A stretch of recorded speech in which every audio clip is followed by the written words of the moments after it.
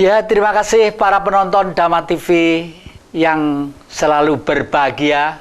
Sebagaimana apabila kita ketemu dalam ruang kiprah jati ini, kita selalu panjatkan puji syukur terhadap Sang Maha Pemurah, Pengasih lagi Penyayang. Semoga ciptaannya di muka jagat raya ini, yang kelihatan ataupun yang tidak kelihatan, baik itu manusia seperti kita atau titah-titah yang gaib, ya, yang tidak kelihatan tadi itu, baik yang berbentuk apapun, pohon, ikan, lumut, dan lain sebagainya, semua semoga bahagia dalam kesejahteraan, keabadian, sesuai dengan hukum mereka masing-masing. Para penonton Dhamma TV yang kami muliakan, saya masih menggunakan seragam seperti ini karena kelihatannya semakin tahun kita ini harus semakin berani untuk menyalakan obor supaya bangsa kita secara budaya dan politis tidak kegelapan dalam perjalanannya untuk meraih cita-cita kemerdekaan. Para penonton Dhamma TV yang kami muliakan, hari ini format priayinya masih seperti yang lalu, hanya tambah satu wajah baru di sebelah kiri saya ini, ya. Nanti namanya biar dilengkapi sendiri. Saya manggil adalah Mas Joni, ya. Saya manggil. Nah, untuk lengkapnya monggo dipersilakan. Sinten. Selamat siang. Saya mewakili dari Sekolah Budaya. Nama saya Pak Joni Buahnya, sering dipanggil Serari oleh kawan-kawan. Mengaten, Mbah? Oh, nggih. Pak Joni Tunggal Wulung, dan mungkin juga Pak Dalang satu ini yang dulu meskipun sudah mengenalkan, siapa tahu kalau belum, monggo nama lengkapnya, nuwun sewu. Terima kasih. Nama saya Parno, singkat Ki Jati, nggih. Ya, berkecimpung di seni budaya untuk wilayah Malang Utara mungkin, dan merambah ke yang lainnya, dengan harapan mudah-mudahan nanti budaya yang ada di Liyung ini sangat diperhatikan dan bisa lestari. Mungkin gitu aja. Terima kasih. Dan yang sono, karena akhir-akhir ini memang terus terang aja, itu ketua umum saya punya partai baru tapi nggak ikut coblosan. Karena apa? Karena semua yang menyoblos itu anak Ibu Pertiwi, semua baik. Mudah-mudahan semua menang dengan keindahan Jawa Timur khususnya yang sudah kondusif, yang sudah ayem, khususnya Malang Raya ini. Ayo kita tata, kita jaga terus. Golek ketentraman dan keayeman itu tidak semudah membalik tangan, penuh perjuangan, pengorbanan dan ketulusan. Oleh karena itu harus kita jaga. Beliau adalah Pak Ahyadi, monggo lengkapnya Mas, monggo. Selamat malam, Assalamualaikum warahmatullahi wabarakatuh. Nama saya Haji R.M. Ahyadi, jabatan saya Ketua Umum Forum Masyarakat Anti Narkoba. Ya, nggih. Forum Masyarakat Anti Narkoba. Para penonton Dhamma TV yang kami muliakan, hari ini judulnya agak ngeri, ya. Judulnya apa itu? Judulnya ada Bleduk Imperialis. Lah bleduk itu kan kecil tuh Pak Jati. Loh, kecil itu kalau jumlahnya banyak, iso dadi gunung gitu loh.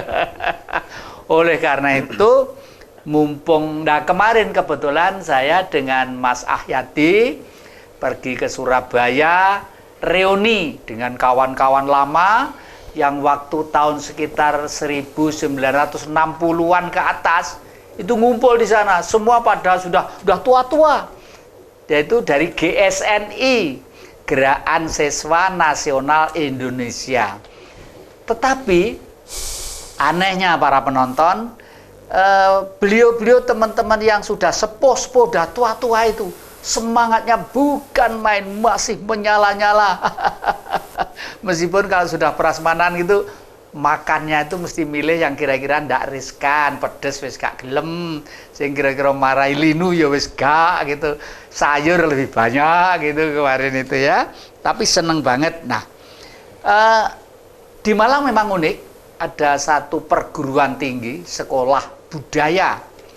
Dan Mas Joni ini adalah kepala sekolahnya di sana. Nah, saya akan bertanya, Mas Joni, sebenarnya cita-cita awal mendirikan sekolah budaya itu idealismenya apa, Mas Joni? Berbicara masalah sekolah budaya, Romo, ini nggak terlepas erat kaitannya dari cita-cita sahabat kita yang kebetulan sebagai pemilik dan pemangku sekolah budaya, yaitu Bapak Kholik Nuryati. Dengan niat tulus, Bapak Kholik itu terbesit dalam hatinya, ingin melestarikan dan uri-uri budaya leluhur Nusantara yang selama ini sudah terkikis oleh arus informasi dan transformasi.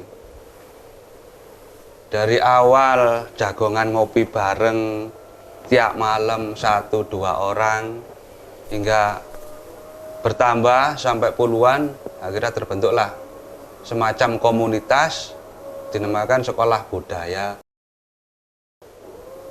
Bahkan di sini ada kawan-kawan juga masyarakat yang bertanya, kok sekolah? Karena kita yang sering ngobrol ini ada gurunya, ada siswanya, ada materinya. Lah umumnya kalau ada guru, ada murid dan materi disebut sekolah. Makanya ini akhirnya kita sebutnya sekolah wis gitu. Apa umurnya dibatasi? Nah, karena ini sekolah bukan sekolah, tapi kok sekolah lah. Ini uniknya di sini sekolah budaya itu sekolah, tapi bukan sekolah. Nah, akhirnya ini semacam komunitas, tapi kita namanya sekolah. Lah, usianya, waktunya tidak dibatasi. Dari mulai anak-anak usia PAUD sampai kakek-kakek dan nenek-nenek. Nah, soal jam belajarnya kita menyesuaikan dengan aktivitas kesibukan masing-masing yang hadir di sanggar. Nah, kebetulan ini alamatnya di Jalan Sasando nomor 9 Kota Malang. Mereka tarik yuran enggak? Dari niat awal dari sang pemangku ini, karena kita ini ingin mengabdi kepada Nusantara, melestarikan ajaran leluhur yang adiluhung ini, beliau Bapak Kholik Nuryati menghibahkan tempatnya untuk dipakai siapapun yang ingin melestarikan budaya via pintu sekolah budaya. Gratis. Nah, ini uniknya di sini. Tapi kalau saya lihat, saya kan sering ke sana juga ya. Kok malah nyugui ya, ada teh, ada kopi, ada apa ya, polo wijo itu. Polo pendem. Itu ya anu aja ya, apa dari rekan-rekan sendiri ya. Gitu. Ya. Jadi dari kawan-kawan yang hadir, ikut belajar dan mengajar itu mereka semuanya sama-sama handar beni. Yang punya rezeki sedikit yang bantu. Ada gelas kopi, ada yang beli alat ini, alat itu, alat tulis, makanan. Dari kegiatan sehari-hari yang ada di sekolah budaya semuanya gratis, gurunya gratis, muridnya gratis. Semua sama-sama saling memberi, menghidupi. Ya, para penonton Dhamma TV yang kami muliakan, di dunia yang sudah seperti ini, egoisme pribadi, akuisme begitu menggebu-gebu, ternyata di lereng Gunung Arjuna yang misteri ini masih ada getaran-getaran batin dari anak Ibu Pertiwi yang mencoba mengibarkan budaya.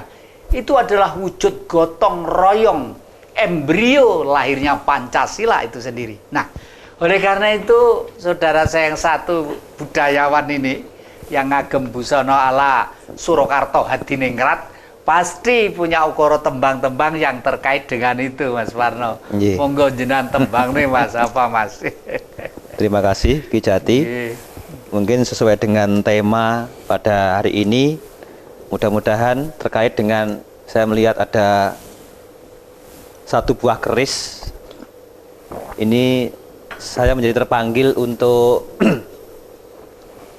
menembangkan sesuatu.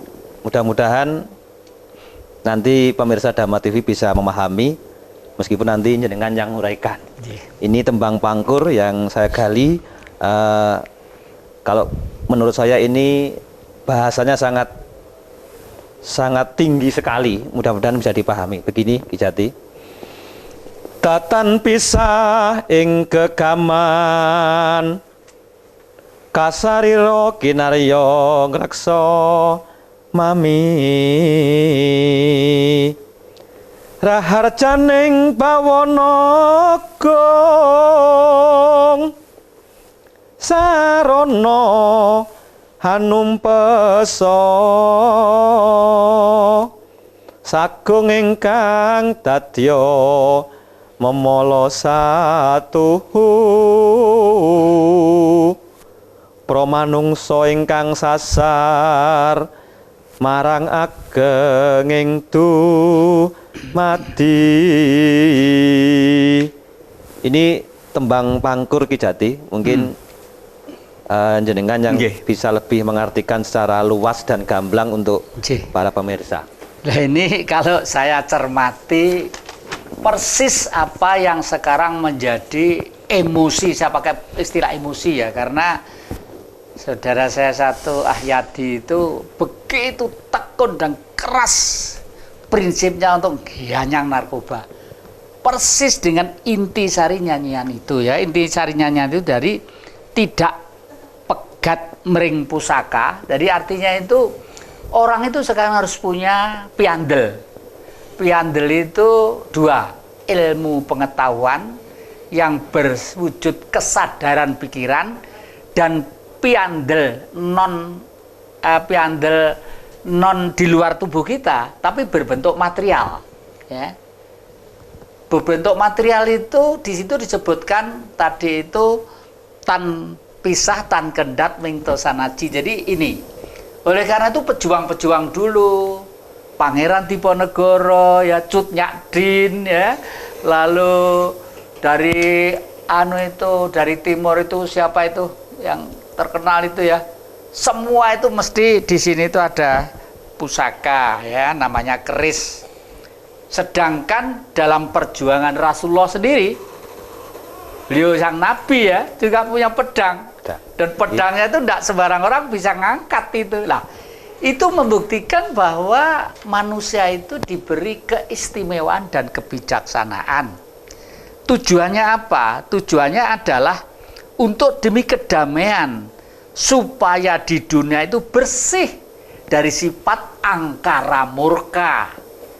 Angkara murka ini secara politik dulu disebut kapitalisme, punya anak yang namanya imperialisme ya, dulu feodalisme punya anak kapitalisme, kapitalisme punya anak imperialisme punya anak kolonialisme ya toh ini.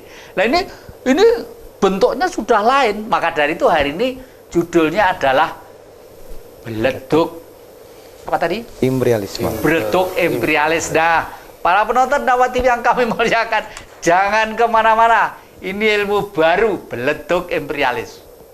Ya, terima kasih para penonton. Sampai ke beleduk imperialis. Karena apa? Beleduk itu lembut ya, lembut.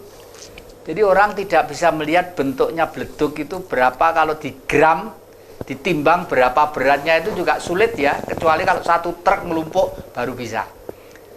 Oleh karena itu beleduk tuh kalau sudah ngumpul menjadi satu, lebih dahsyat lagi. Oleh karena itu jangan dianggap karya leluhur itu tidak mengantisipasi beleduk-beleduk. Nanti biar diterangkan oleh saudara saya, beleduk yang datang sekarang ini. Nah, ini adalah tosanaji. Kalau membuka begini ya. Tetapi ini dibuat oleh empu. Membuatnya kalau ndak lapar ndak jadi. Kalau arit untuk nyabit rumput, gawe arit lah ora warek ora dadi lain ya. Kalau buka ini ditarik dulu. Begini etikanya kalau si Jawa begini. Lah, kenapa si Jawa kok lalu membuat pusaka seperti ini? Ini jenisnya jenis mineral sebangsa besi ya. Kenapa mesti sejenis besi dan umumnya ini full meteor? Yang punya saya kebetulan pamornya itu full meteor putih gitu ya. Nah, ini Ini karena mampu menyimpan elektron. Elektron itu adalah energi hidup, dalam bahasa ritual disebut sukma. Nah, sukma. Kalau begitu apa pusaka itu? Budaya leluhur, rumahnya sukma. Sukmanya siapa? Ya sukmanya leluhur kita. Andai kata orang Cina, ya ini sukmanya leluhur Cina. Andai kata orang Arab, ya sukmanya orang Arab ada di sana. Seperti tadi yang saya ceritakan, Rasulullah menggunakan itu. Ada energi yang istimewa gitu ya. Nah, leluhur-leluhur kita berumah di sini, bertempat di sini untuk membersihkan lagi dalam fase yang tertinggi supaya kembali bersih. Nah, pada waktu leluhur di sini, meskipun ini ditaruh di rumah, ini bisa membantu anak cucu ditaruh gini ya, taruh gini. Kalau saya naruhnya menghadap ke selatan sana. Kenapa kok ke selatan? Katanya leluhur, semua benda yang kotor, yang keras, yang apapun kalau dimasukkan ke samudra mesti kembali bersih. Oleh karena itu di samudra itu airnya asin. Karena kumpulan dari semua bentuk rasa dan bentuk material yang bercorak ragam. Tapi setelah di sana nanti kembali bersih. Kena air ya, dia aus menjadi air lalu nguap. Menjadi mendung, turun menjadi hujan, gawe seger kita semua. Lah, aksi reaksi itu teori dialektika alam yang rasional. Leluhur kita tuh menjaganya bagus banget. Di samping itu, meskipun ini ditaruh di rumah, karena rumahnya sukma leluhur yang pengen ngabdi ke anak cucu untuk bangsa tadi itu, anak pergi ke sekolah atau pergi kemana-mana rekreasi ke luar negeri sekalipun dijaga. Dilalah arep ana nawani apa-apa, arep nyopet dilalah ora sida, tembungin dilalah ya. Saking sulit untuk merasionalkan sulit, tapi sebenarnya tidak sulit karena energi itu tidak mengenal ruang dan waktu. Dalane howoi lho, dalane gitu loh ya. Itu. Jadi nanti khusus cerita Kris yang detail. Nah, sekarang kita ke permasalahan ya. Permasalahannya kok sampai hari ini mengambil judul Beleduk Imperialis. Itu yang paling tahu adalah Ketua Umum Forkam ini. Monggo Mas, Beleduk Imperialis Mas. Terima kasih Ki. Jadi perlu saya sampaikan kepada pemirsa Dhamma TV dimanapun berada pada saat ini, bahwa negara kita, Indonesia yang sangat kita cintai ini, saat ini sedang banyak dikotori oleh beleduk-beleduk tadi. Beleduk-beleduk yang mengotori negara kita ini adalah jenisnya, macamnya, bentuknya sabu-sabu. Peredaran narkoba di Indonesia 80% itu berasal dari negara asing dan mayoritas bentuknya sabu-sabu. Kenapa sabu-sabu ini sekarang membanjiri Indonesia? Karena sabu-sabu memang mudah dibuat, bukan dari alam. Yang dari alam sekarang sudah kalah populer. Dari segi jumlah, mereka yang sekarang narkotika buatan atau narkoba buatan yang sabu-sabu itu jumlahnya sangat besar. Dan mereka itu produksi dari luar negeri. Kalau kita bicara luar negeri, tentunya kita bicara asing. Kan itu ya. Nah, asing ini sejak zaman dulu kala, tadi sudah sampaikan oleh Ki Jati bahwa di sana itu ada feodalisme, kemudian turun menjadi imperialisme yang berasal dari kata imperium. Imperium itu adalah untuk membangun kejayaan sebuah negara yang negara lain dengan menguasai negara lain, dengan membentuk koloni-koloni yang kemudian disebut kolonialisme. Nah, mereka pada umumnya membawa modal besar, sehingga disebut kapital. Nah, sekarang di era sekarang ini, di era milenial ini, mereka masuk dengan modal kapital besar, membawa barang yang namanya narkoba masuk di negara kita. Pola strateginya masih sama seperti zaman dulu, bentuknya berbeda Ki. Kalau dulu mereka itu masuk pertama melakukan hal yang berkaitan dengan sumber daya manusia. Yang dilakukan adalah pembodohan. Warga negara suatu negara itu harus dibodohkan dulu. Kalau sudah bodoh, maka kekayaannya akan diambil dan mereka tidak bisa berbuat apa-apa. Kekayaan negara itu akan dikuras habis untuk kepentingan pendatang ini, negara asing yang tadi sebutkan imperialis itu adalah untuk membangun kejayaannya.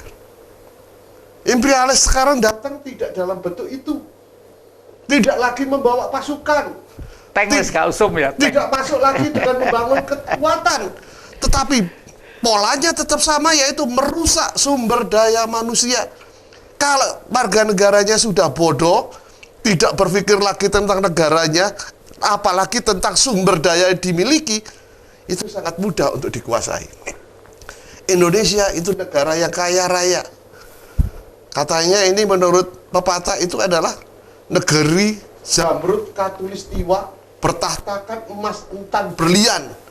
Tetapi kita bertanya sekarang, emas intan berlian itu milik siapa? Nah, ini yang harusnya menjadi keprihatinan kita semua.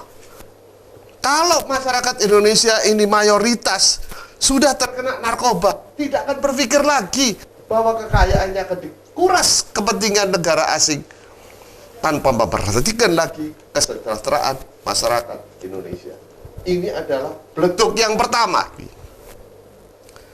Beleduk yang kedua yang dibawa itu adalah sekarang apa? Hasut, bujuk rayu, kata-kata manis yang meninabubukan bangsa Indonesia. Termasuk pengedar narkoba dan yang ini ya. Jadi sekarang ini pengedar narkoba, bandar-bandar yang mereka pada umumnya di negara lain, mereka itu membuat bujuk rayu, tipu muslihat, kata manis untuk menjerat bangsa Indonesia agar terjerumus dan terlibat kepada narkoba. Nah iya Ki, kemarin pada waktu pertemuan di GSN itu kan kita berdua datang ya. Mereka masih berbicara masalah perang ideologi. Padahal profesor, doktor semua kemarin itu.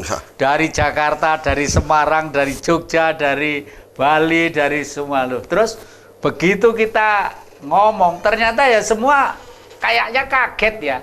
Kebetulan kalau nggak salah kemarin itu ada kalimat begini dari kita. Kapitalisme itu sudah nggak modelnya pakai sepatu, pakai enggak, sudah itu sudah ketinggalan zaman. Sekarang bentuknya itu halus. Dan anehnya, kalau nggak salah kata-kata kita kemarin itu seperti itu, anehnya justru pintu gerbang masuknya itu lewat masyarakat yang fanatik terhadap agama dalam tanda petik. Lah, dan itu tidak jauh dari tempat kita kumpul. Lah kok paginya saya pulang malamnya nonton TV di Surabaya berapa kilo itu? 8 kilo yang tertangkap. Sabu-sabu ketangkap coba. Itu Ki, sama jelasnya gitu Ki. Jadi sekarang begini, sehingga karena sekarang itu imperialis dalam bentuk baru, tapi tengah strategi dan pola yang sama sebetulnya, itu salah satu tipu daya itu adalah membuat kita semua menjadi individu. Nah, para penonton Dhamma TV yang kami muliakan, ini serius loh ya, serius, karena kalau setiap rumah tangga nanti itu mampu mempertahankan, punya tameng untuk itu, pasti kita dalam jangka panjang selamat. Jangan kemana-mana, masih di depan Kiprah Jati. Ya, terima kasih para penonton Dhamma TV yang selalu damai di hati. Anda masih begitu setia di depan Kiprah Jati di Dhamma TV ini.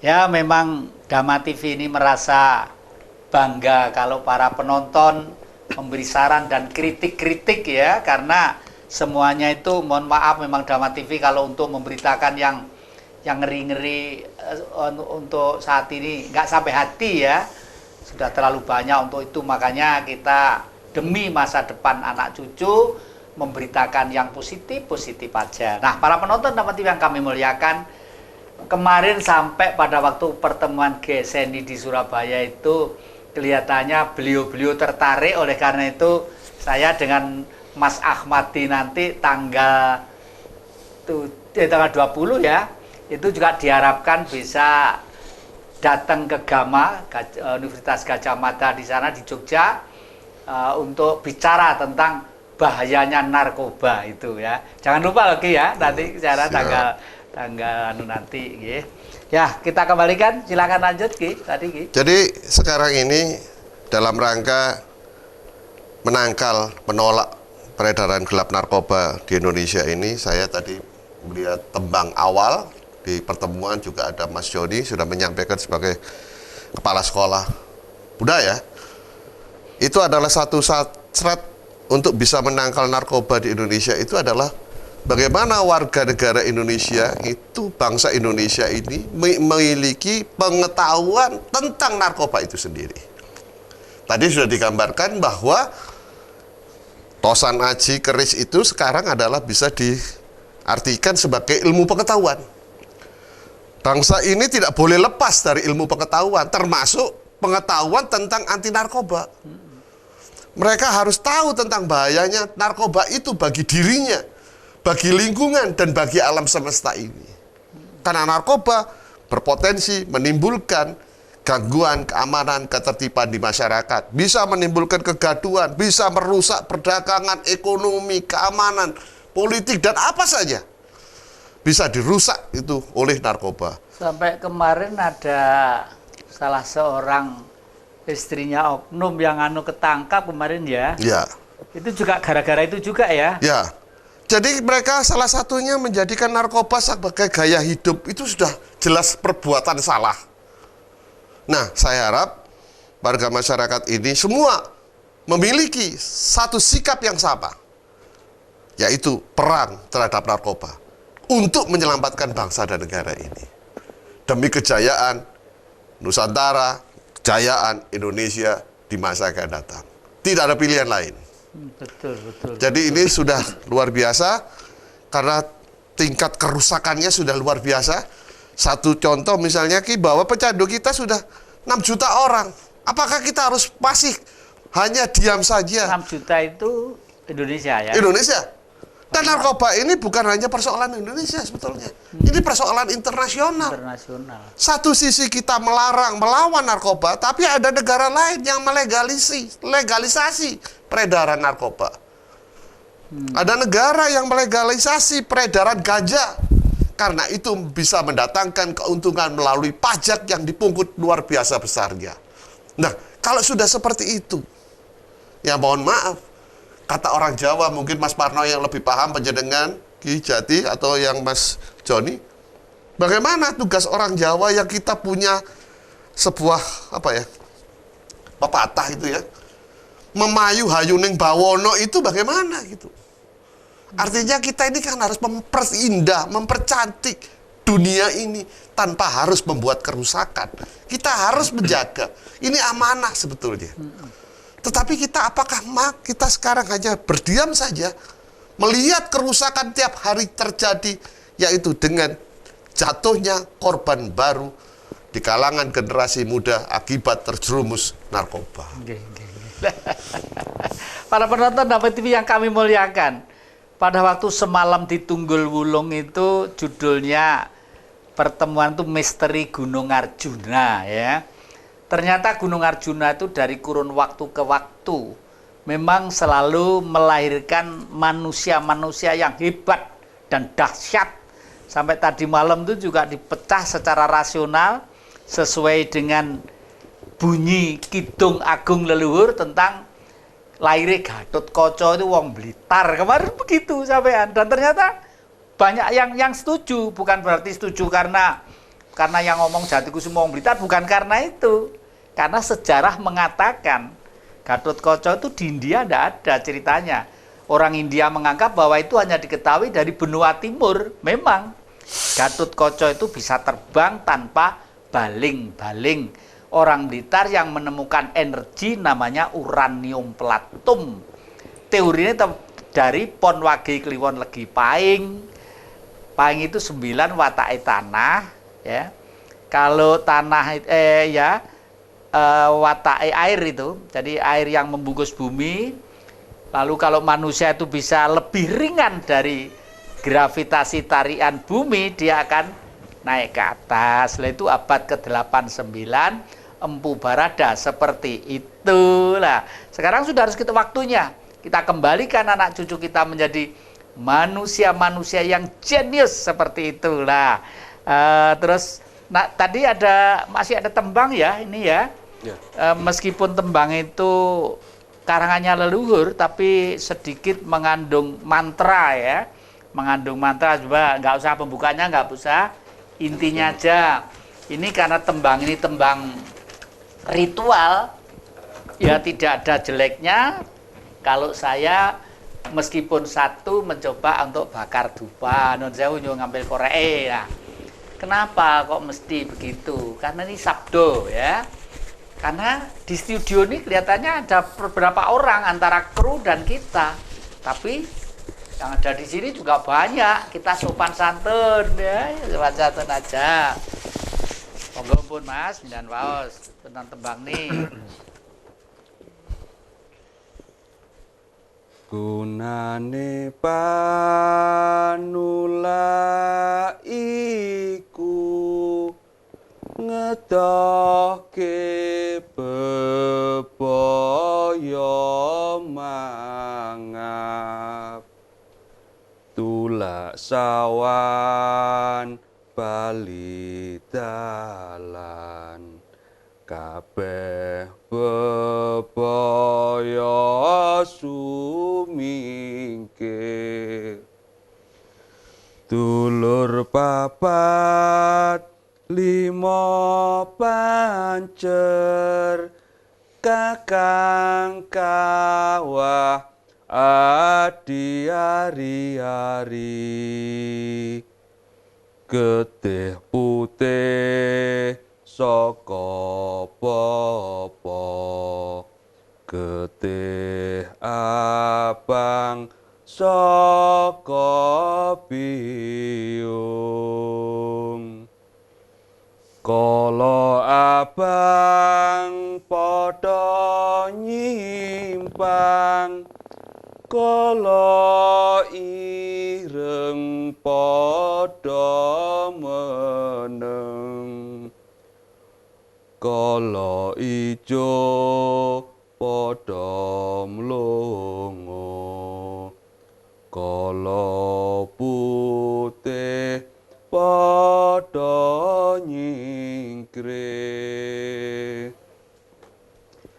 kiblat papat lima tengah wetan ngulon kidul elor ngisor dhuwur kabeh kala saka wetan bali ngetan saka kulon bali ngulon saka kidul bali ngidul saka elor bali ngalor saka tengah netambi kala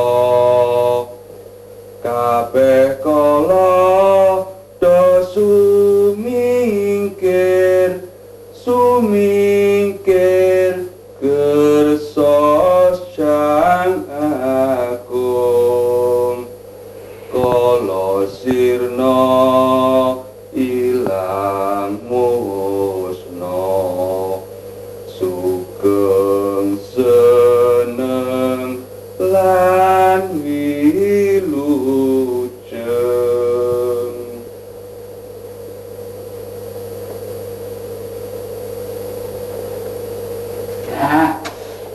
Para penonton Dhamma TV yang kami muliakan ya, itu tadi kegiatan yang disebut klenik. Ya, saya terus terang aja ya, saya itu orang nggak seneng katanya loh ya, klenik.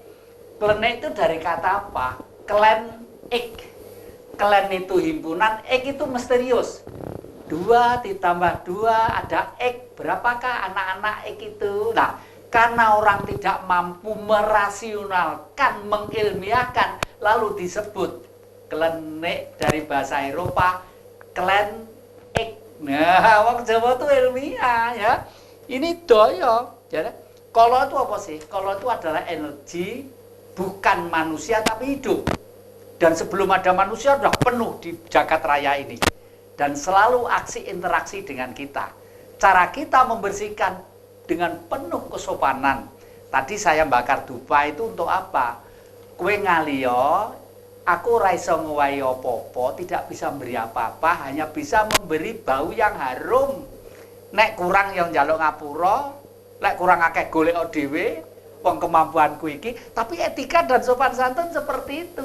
Jadi kalau ada apa-apa alam mau ngamuk, alam itu loh mau membersihkan kita, menyisihkan kita. Misalnya di suatu saat mau ada longsor, turu ngorok angker, dilalah ya kaget ngimpi, kok yang ngimpi apa? Itu sebenarnya apa? Gaib itu kadang-kadang bisiki kita dengan cara bahasa mereka. Nah, orang yang bisa seperti itu kalau peka perasaannya, tidak menghina sesama manusia, tidak menghina sesama binatang. Binatang untuk kita, lain loh ya. Untuk kita dengan menghina, lain loh. Misalnya idul kurban ya. Idul kurban itu kenapa? Kok mesti binatang? Umumnya berkaki 4. Kepercayaan si Jawa, maaf ya. Kalau manusia lahir 6 kali masih baik saja, nggak mentelengi wong, nggak ngeliri wong, nggak sudut, nggak batin, masih dilahirkan kembali sampai 6 kali. 6 kali hanya baik saja, baru yang ke-7 roh suci itu dibungkus sukma dalam binatang berkaki 4. Lek tinggi jaran yo ditompak dipecuti, lek dadi kebo yo ngono kae, lek dadi sapi yo ngono kae, dan lain sebagainya dan lain sebagainya. Konon menurut kepercayaan Jawa, setelah binatang itu mati, mbok dipangan koncone, mbok mati ngorak, dia plus sukmanya, rohnya kembali suci. Buktinya apa? Banteng sama gajah, kalau mati itu lebih sopan dan terarah dari manusia. Betul ini, bukan katanya, kalau nggak percaya silakan kembaluran ya. Banteng itu dalam himpunan. Kalau mau mati sudah tua merasa mau mati, pergi. Tidak mau di lingkungan gerombolan RW itu tidak mau. Karena sudah lama makan rumput, sudah lama menurunkan anak-anak, sudah gantinya yang lain. Dia pergi mencari jalan kematian. Ngumpul menjadi satu. Nah, para penonton dapat yang kami muliakan, menarik sekali ya cerita ini. Jangan kemana-mana, masih di depan Kiprah Jati. Ya, terima kasih para penonton Dhamma TV yang selalu damai di hati. Anda masih tegang dan serius mengikuti acara ini. Memang acara ini, ya saya sadar berkali-kali kita ulangi. Tapi kemarin pada waktu pertemuan GSNI di Surabaya, Mas Yadi yang kemarin dari Madiun ya, sudah saya sampaikan loh Mas, terima kasih ya, sedikit demi sedikit, dan tolong teman-teman jangan sampai lupa nyetel Dhamma TV ya, karena dari kita untuk kita, oleh kita ini. Tadi Mas Joni sudah ada kalimat yang mengatakan dulur papat limo pancer ya, kakang kawah adi hari-hari ya. Dulur papat limo pancer. Dulur papat itu saya gambarkan di tengah itu, tolong di zoom ke sana ya. Itu teori tentang kita kembali suci, hanya saya buat 1 lembar ya. Kembali suci itu kenapa warnanya kok hitam, kuning, merah dan putih? Itu dulur papat. Bahwa manusia itu pada waktu lahir sudah dilengkapi dengan 4 bahan bumi. Bahan tanah menjadi daging, bahan kuning itu air menjadi tulang ya. Lalu barang merah itu menjadi darah dari unsur api, lalu yang putih itu unsur udara. Lah, yang di tengah bunder, saya gambar bunder putih, itu adalah yang manusia menyebut istilah Tuhan. Loh, Tuhan kok digambar? Ya sama dengan Tuhan kok ditulis. Itu kan karangan manusia. Karena sadar berbudi luhur, kita ada yang menciptakan, ditulis Tuhan. Orang Barat menyebut God, ya toh. Ada yang menyebut Allah, ada yang menyebut Allah, ada yang menyebut macam-macam lah, sesuai dengan bahasa mereka. Dan semua bahasa itu tidak ada yang bertentangan. Hai manusia, engkau kuciptakan berlainan untuk saling kenal, ya toh. Jadi kalau nganggep dirinya yang paling benar, lainnya salah, itulah si Dajjal mata satu. Lek ora aku, ora ono sing bener, pleketek jarene. Jarene arek blimbing pleketek. Jarene wong Jawa Timur seperti itu ya. Nah, ini sedulur papat limo pancer. Jadi tubuh ini adalah ada yang mengawasi, yaitu suci yang ada di dalam tubuh kita. Orang Jawa menyebut urat nadi tak jauh dari dari leher kita ya. Jadi Tuhan tidak jauh, Gusti nggak adoh teko urat nadi kita, gitu bahasanya ya. Jadi ini kesadaran. Dan yang penting, yang paling dekat, getih putih teko bapak, getih abang teko ibu. Tanpa itu tidak lahir kita. Dan ibu dan bapak mesti ono mbah, tanpa mbah ndak lahir kita. Mbah mesti ono buyut, tanpa buyut nggak ono mbah. Buyut teko uget-uget, uget-uget bukan uget-uget ini loh ya, bukan. Istilahnya uget-uget gantung siwur ada lagi. Uget-uget gantung siwur. Waduh, grade-nya tuh banyak. Saking coba bangsa lain kan mesti begitu. Johnson ini misalnya ya. Thomas ini bapaknya dicantumkan di situ. Orang Islam juga begitu. Ahmad bin siapa, Tauhid bin siapa gitu, Ali bin siapa. Itu supaya generasi kita itu tidak putus ya toh. Itu penting, kelihatannya sepele tapi penting ya. Jati Kusumo. Ini beliau-beliau pakai nama orang tua ada di belakangnya ya. Ini. Jadi ini nyanyian ini merupakan satu pitutur budi pekerti untuk anak SD SMP pun akan menjadi baik masuk dalam hatinya. Nah, kita akan kembali ini ke Mas Joni. Mas Joni lalu sementara ini kalau saya lihat kan yang memberi materi di sana itu bercorak ragam ya. Kira-kira ada niat untuk menginventarisir, dibukukan Pak ndak gitu?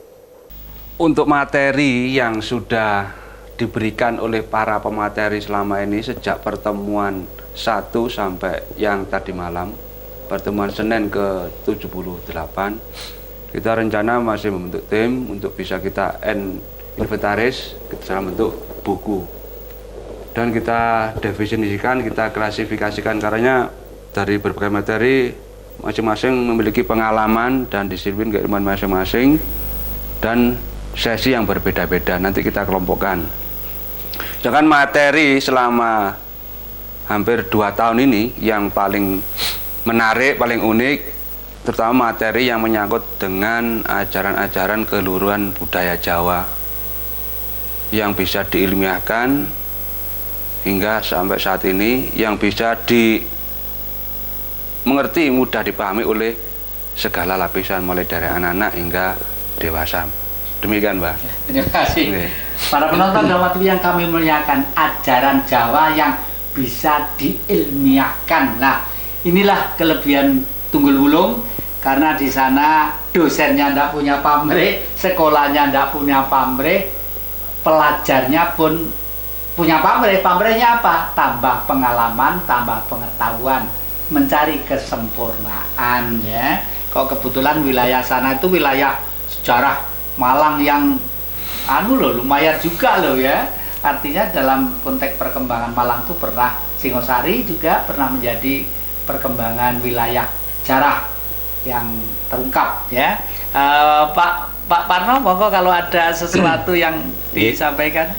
Menyambung hiruk pikuk narkoba untuk bangsa Indonesia, Kejati, saya mengaturkan terima kasih kepada teman-teman seniman yang ternyata juga lagi gencar-gencarnya menggalakkan untuk budaya adiluhung, termasuk tadi ada mocopatan, ada perkumpulan seni yang lainnya. Ini adalah mudah-mudahan tidak terpengaruh dengan narkoba. Jadi kalau sekarang mungkin udah tren, kalau artis pengen punya nama, punya terkenal, itu pakai narkoba. Nah, mudah-mudahan seniman-seniman Indonesia itu tidak seperti itu. Jadi mudah-mudahan dengan berpegang teguh kepada budaya adiluhung, mudah-mudahan bisa jauh dari narkoba, dan budaya yang Indonesia yang sangat adiluhung ini bisa berkembang sehingga bisa menangkal hal-hal yang disampaikan oleh Ki Haryadi tadi. Mungkin seperti itu ya. Ki. Ya syukurlah, dan mudah-mudahan terus ya, karena sampai detik ini Ki Hadi terus terang saja nggak pernah dengar ya, Wiroswara atau Swarawati yang atau pemukul, tukang gendir, tukang gambang yang kena itu kok umumnya loh, sampai sekarang tuh belum pernah dengar saya. Mudah-mudahan jangan ya. Jangan. Nah, sekarang Mas Haryadi dengan situasi yang terakhir itu action yang bagaimana untuk mengantisipasi gencarnya gelombang beduk imperialis itu. Terima kasih Ki. Jadi kami dari Forman selama ini kita selalu berusaha untuk memberikan ilmu, pengetahuan tentang anti narkoba itu sendiri bagi masyarakat. Karena saya menganggap masyarakat itu perlu tahu tentang hal-hal yang berkaitan dengan narkoba itu sehingga mereka tidak terjerumus ke narkoba. Dengan harapan sebetulnya di balik itu semua kami berharap para pejabat itu juga harus tahu. Para pejabat pemerintah, penyelenggara negara itu harus tahu tentang apa yang berkaitan dengan anti narkoba, sehingga akan memberikan atau melahirkan kebijakan-kebijakan yang pro kepada rakyat ini berkaitan dengan perlawanan terhadap narkoba. Nah, sedikit Ki, kalau nggak salah berita terakhir Presiden Amerika Serikat Donald Trump itu menghalalkan apa sana ya? Ganja. Ganja itu apa tujuannya, apa itu kira-kira? Saya tidak tahu persis apa latar belakangnya, tetapi yang jelas kalau sudah disebutkan Donald Trump di Amerika, di California, kemudian akan diikuti dengan negara-negara bagian yang lain, mereka sudah mulai melegalisasi peredaran ganja karena akan mendapatkan keuntungan melalui pajak yang dipungut dengan sangat tinggi. Nah, ini kan tidak benar. Kalau ini sampai menjalar ke semua negara-negara lain, terutama di Indonesia yang kita saat ini gencar melawan narkoba, kemudian ada ini dipakai sebuah landasan untuk ikut sama-sama untuk melegalisasi ganja. Walaupun ganja itu yang terbaik itu ada di Indonesia, yang tumbuh di daerah Aceh dan Sumatera Utara, itu adalah ganja yang terbaik di dunia. Nah, ini kalau ini dan pemerintah, saya berharap tidak ada ide pemikiran untuk ekspor ganja itu. Walaupun itu mungkin akan mendatangkan keuntungan yang besar. Tetapi karena perlu diingat, ganja ini adalah narkotika golongan 1 yang akan memberikan ketergantungan yang sangat tinggi bagi pemakainya. Sehingga kami harap juga para pejabat tahu tentang ilmu anti narkoba ini. Juga kami menghimbau, mohon maaf, kepada para tokoh agama apapun, juga paham, tokoh agama ini juga paham, ikut membantu di dalam menjaga umatnya, dalam membantu menjaga jamaahnya, jangan sampai terjerumus kepada penggunaan atau penyalahgunaan narkoba. Sehingga para tokoh agama, pejabat negara, pejabat-pejabat non formal di masyarakat ini harus tahu semuanya. Dan kami berharap utamanya para kepala sekolah. Nah, kira-kira dari pejabat atau negara kita, negara dalam arti bahwa APBD, APBN itu dana untuk itu spesial untuk gerakan itu tuh lewatnya lewat jalur apa kira-kira? Dana itu ada beberapa hal yang bisa kita lihat. Itu salah satu instansi yang dibiayai menurut APBN itu adalah untuk BNN. Di kepolisian juga ada. Tapi itu jumlahnya sangat kecil dan terbatas. Sehingga ini perlu dukungan peran serta masyarakat. Tanpa dukungan dan peran masyarakat yang mau bekerja sama dengan aparat, mustahil. Artinya kita melawan narkoba ini. Sehingga ini narkoba ini perlu dilawan secara bersama-sama. Nah, untuk melawan ini diperlukan pengetahuan, Ki. Diperlukan ilmu. Tanpa ilmu Ya tadi dibodohi, pembodohan.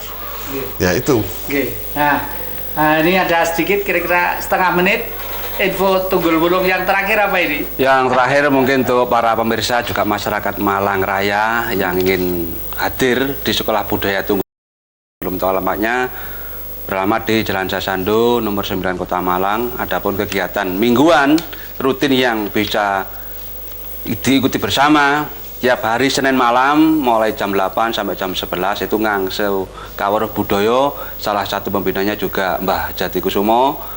Terus tiap Rabu malam jam 8 sampai jam 10 STMJ, Sinau Tembang Mocopat Jawa. Sedangkan hari Jumat malam juga jam 8 sampai jam 10 itu latihan pencak silat, juga terapi alternatif gratis. Mungkin masyarakat yang ingin berobat bisa ke sana.